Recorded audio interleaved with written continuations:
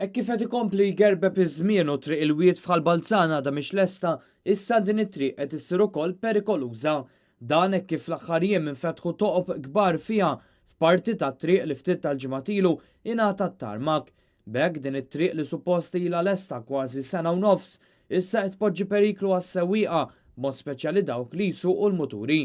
Net News jinsab infurmat li dwar dan il-każ sar rapport kemm il-Kunsill Lokali kif ukoll mill-residenti li tkellmu ma' Infrastructure Malta.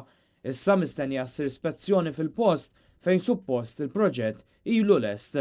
Dwar dan il-proġett ta' Infrastructure Malta, il-Ministru Ian Borg 3 xhur u nofs ilu ma' Net News kien ftaħar li x-xogħol fi triq il-wied f'Ħalbalzan miexi b'ritmu maġġel.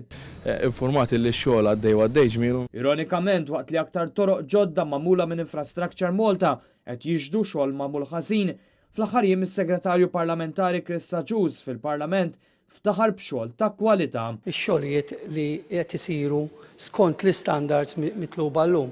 Il-flus li qed nofqu qed ikollna xogħol tal-aqwa kwalità. L-ħsara fit-triq ġdida li hija responsabilità ta' Infrastructure Malta tfakkarna fil-każ ta' triq il-Marfa fil-Mellieħa li kellha tinqala mill-ġdid ftit ġimgħat biss wara illi tlestiet.